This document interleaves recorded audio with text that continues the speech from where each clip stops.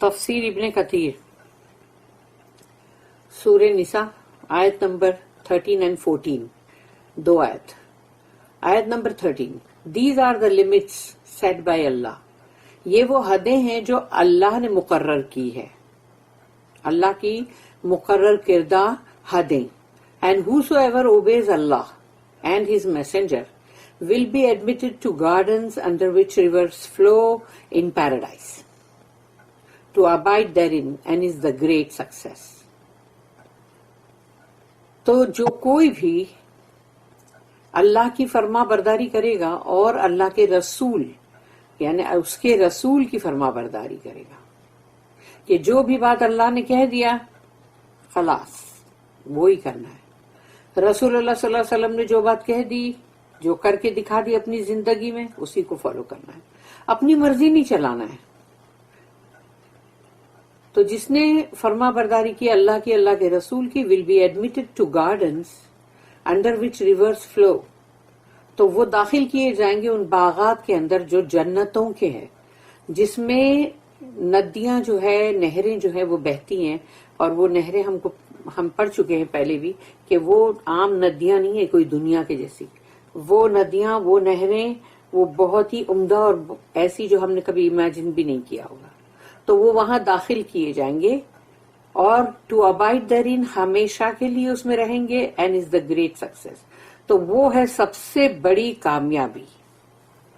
دنیا کی کامیابی بہت بڑی کامیابی نہیں ہوتی، اصلی کامیابی وہی ہے کہ جس نے دنیا میں رہ کر آخرت کے اندر جنت کمایا، وہ سب سے بڑی کامیابی ہے.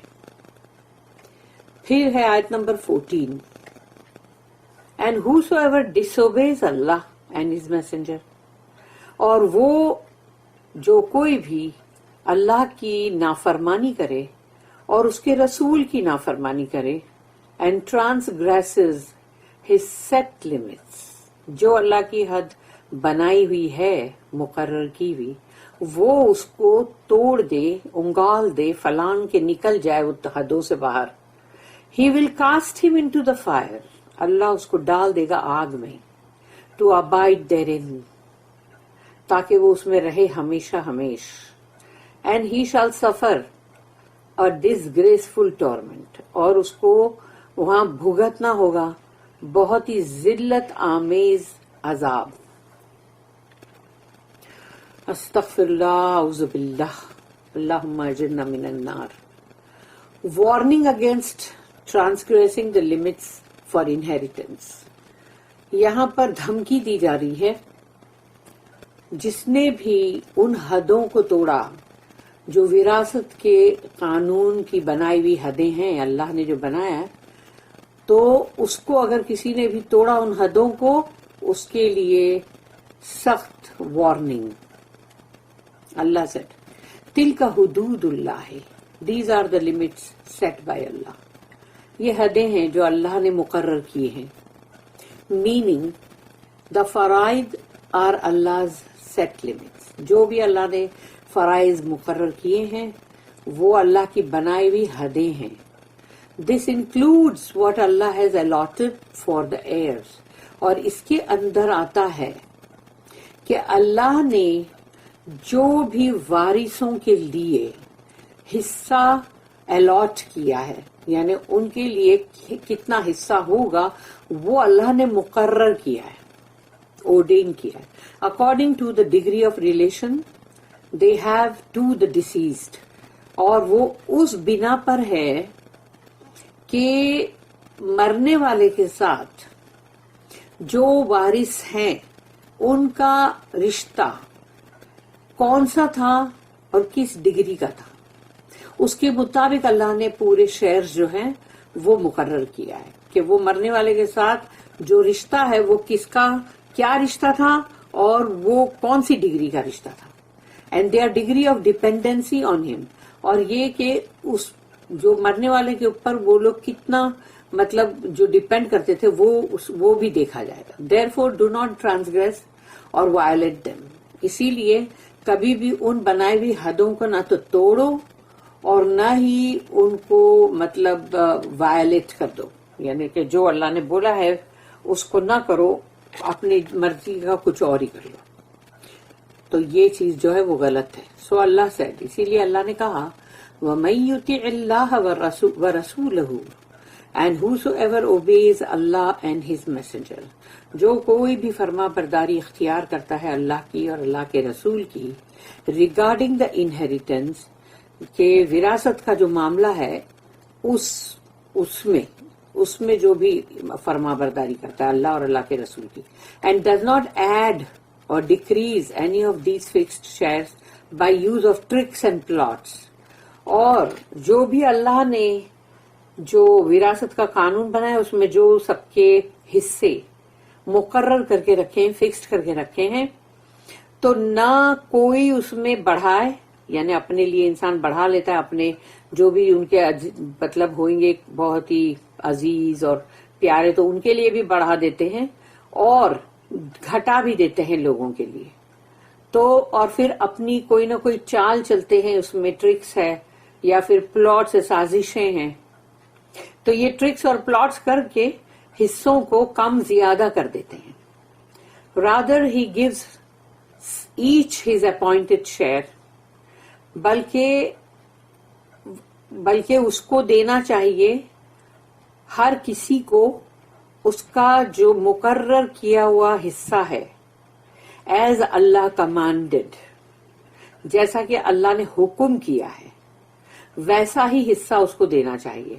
اللہ کمانڈڈ ordained اینڈ ڈیسائیڈڈ اللہ نے اس کے لیے حکم بھی کیا ہے اور اس کے لیے جو حصہ فکس کیا ہے اور جو اس نے فیصلہ کیا ہے تو وہ اللہ کا حکم اللہ کا مطلب جو فکس کیا ہوا شیئر اور جو اللہ نے اس پہ جو بھی مطلب فیصلہ کیا ہے وہ ان کو تم مطلب رد نہیں کر سکتے اور نہ ہی اس کے اندر کوئی کمی بیشی کر سکتے. یدخلہ جنات تجری من تحتها الانہار خالدین فیہا وذالک الفوز العظیم will be admitted to gardens. So جس نے یہ چیز کیا اللہ کے حکم کی فرما برداری تو اس کے لیے ہے کہ اس کو جنتوں کے باغات میں داخل کیا جائے گا. will be admitted to gardens under which rivers flow جس میں نیچے ندیاں بہتی ہوں گی in paradise جنت کے اندر to abide therein ہمیشہ اس میں رہنے کے لیے and is the great success اور وہ بہت بڑی کامیابی ہے. وَمَن يَعْصِ اللَّهَ وَرَسُولَهُ وَيَتَعَدَّ حُدُودَهُ يُدْخِلْهُ نَارًا خَالِدًا فِيهَا وَلَهُ عَذَابٌ مُهِينٌ.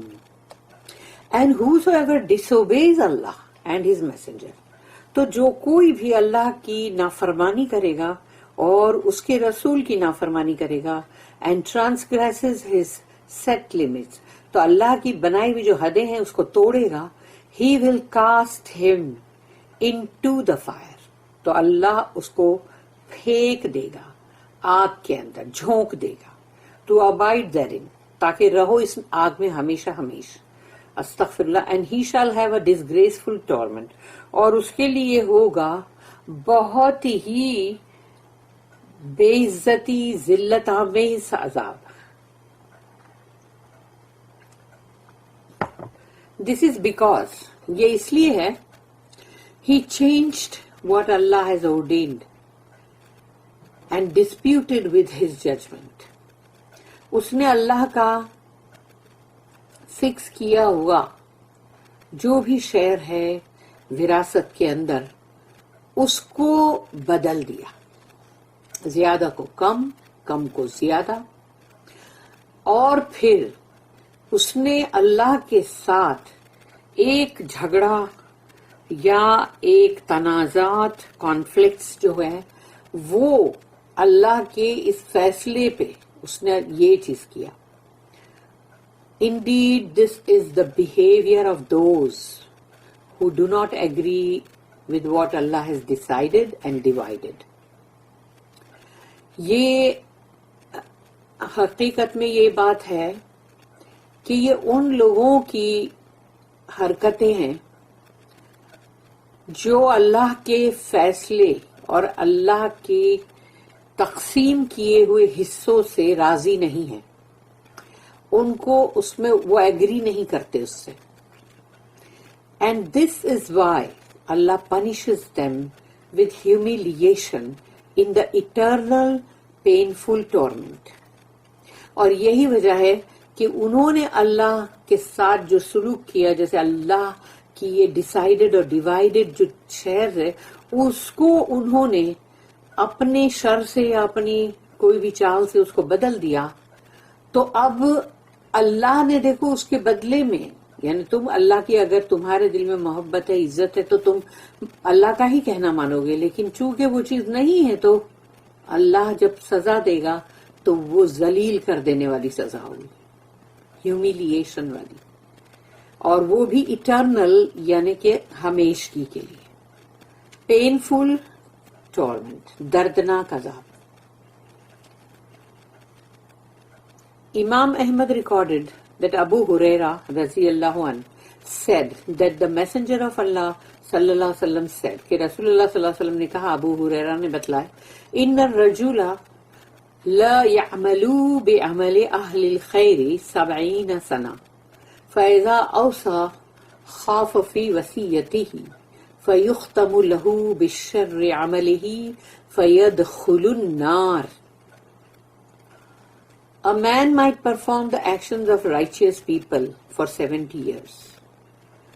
کوئی شخص 70 سال تک جو بھی اعمال کر رہا تھا وہ نیکوکاروں کے اعمال تھے، بہت ہی اچھے اعمال. But when it is time to compile his will، تو جب وقت آیا کہ اب اس کا جو بھی وصیت ہے وہ اس کو کرنا ہے، he commits injustice، اس نے ناانصافی کی. So his final work will be his worst، تو اس کا آخری کام جو تھا، یعنی کہ 70 سال کی اس کی ایج ہو گئی، اب اس کے بعد اس کا کبھی بھی مطلب اس کی موت کا وقت ہے، تو جو اس کا آخری کام تھا وہ بدترین تھا، کیونکہ اس نے بھلے زندگی میں بہت ہی نیکوکاروں کے اعمال کیے ہیں لیکن آخری کام اس نے خراب کر کے گیا. And he does enter the fire, اسی لیے اس کو آگ میں داخل کروا دیا گیا. پھر یہ دوسری حدیث ہے رسول اللہ صلی اللہ علیہ وسلم کی، وَإِنَّ الرَّجُلَ لَيَعْمَلُ بِعَمَلِ أَهْلِ الشَّرِّ 70 سَنَةً فَيَعْدِلُ فِي وَصِيَّتِهِ وَيُخْتَمُ لَهُ بِخَيْرِ عَمَلِهِ فَيَدْخُلُ الْجَنَّةَ. A man might perform the deeds of evil people for 70 years. کوئی شخص اعمال کرے گا برے، ایول پیپل یعنی کہ جو برے لوگ ہوتے ہیں ان کے جیسے وہ اعمال کر رہا تھا 70 سال تک، 70 ایئرس تک. Yet he is fair in his will، لیکن جب اس کا وہ وصیت کا ٹائم آیا اور اس نے اس کے اندر بہت صحیح معاملہ کیا، so his final work will be his best، تو اس کا آخری کام جو ہے وہ بہت ہی بہترین تھا. ویسے بھی کہا جاتا ہے نا، you are as good as your last job. And he thus enters paradise. تو وہ جو ہے جو زندگی بھر سوچو 70 سال تک وہ برے لوگوں کے جیسے اعمال کر رہا تھا لیکن اس نے آخری کام بہت اچھا کر کے گیا وراثت کا، اور وہ اس کا بہترین بولا گیا کام، اسی لیے اس کو جنت میں داخل کروا دیا گیا. ابو ہریرہ رضی اللہ عنہ said read if you will، تو یہ حدیث کوٹ کرنے کے بعد انہوں نے کہا کہ پڑھو اس آیت کو اگر تم چاہتے ہو، کہ تلک حدود اللہ ہے، these are the limit set by Allah, اور اس کا آخری جو ہے انٹل عذاب مہین، a disgraceful torment، یعنی اس آیت کو شروعات سے لے کے آخر تک پڑھو.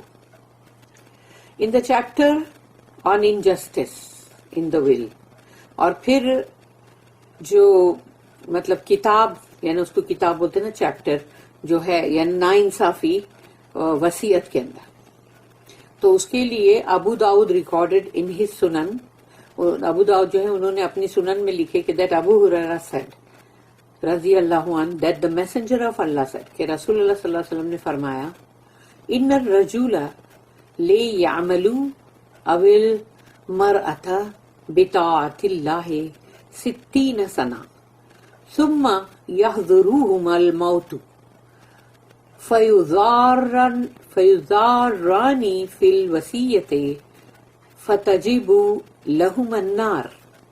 A man or a woman, ایک مرد یا تو عورت، یعنی یا تو وہ مرد ہے یا عورت ہے، might perform actions in obedience to Allah for 60 years. تو ایک مرد ہے یا تو ایک عورت ہے، انہوں نے ایسے اعمال کیے جو اللہ کی فرما برداری میں تھے 60 سال تک، 60 years. Yet when they are near death، تو جب وہ موت کے قریب آئے، چاہے وہ مرد ہے یا عورت ہے جو بھی ہو، they leave an unfair will and thus acquire the fire. تو انہوں نے یعنی ناانصافی کی وصیت چھوڑی اور اس وجہ سے وہ داخل کی ہوئے مطلب آگ میں. ابو ہریرہ then recited the آیا، اور پھر اس کے بعد ابو ہریرہ رضی اللہ عنہ نے یہ آیت کی تلاوت کی. من بعد وصیت یوصی بہا او دین غیر مضار after payment of legacies he or she may have bequeathed or debts. تو جو بھی مطلب قرضہ ہے اور جو بھی وصیت کی گئی ہے اس کو ٹھیک سے یعنی مطلب ادا کیا گیا، ایگزیکیوٹ کیا گیا، so that no loss is caused، تاکہ کسی کا بھی کوئی نقصان نہ ہو، کسی کو ضرر نہ پہنچے، کسی کو ہارم نہ پہنچے. until تو وہ آیت ختم ہوتی ہے وَذَلِكَ الْفَوْزُ الْعَظِيمُ. تو یعنی کہ سورہ نساء کی جو ہم نے پڑھے تھے کل 12 نمبر کی آیت، تو 12 اور آج جو ہم نے 13 نمبر کی جو آیت پڑھی 12 and 13، تو یہ دونوں آیت کو یہاں کوٹ کیا گیا. And that is the great success, اور یہ ہے سب سے بڑی کامیابی. This was also recorded by Tirmidhi and ابن ماجہ، اور یہ ترمذی ابن ماجہ ان سب نے بھی اپنے اس میں درج کیا. بارک اللہ لی ولکم فی القرآن العظیم ونفعنی وإیاکم بالآیات والذکر الحکیم. سبحان اللہ وبحمدہ، سبحانک اللہم وبحمدک، نشہد ان لا الہ الا انت، نستغفرک ونتوب الیک. ربنا تقبل منا انک انت السمیع العلیم وتب علینا انک انت التواب الرحیم. وما توفیقی الا باللہ علیہ توکلت والیہ انیب. وآخر الدعوانا ان الحمد للہ رب العالمین. وصلی اللہم علی نبینا محمد وعلی آلہ وصحبہ وسلم.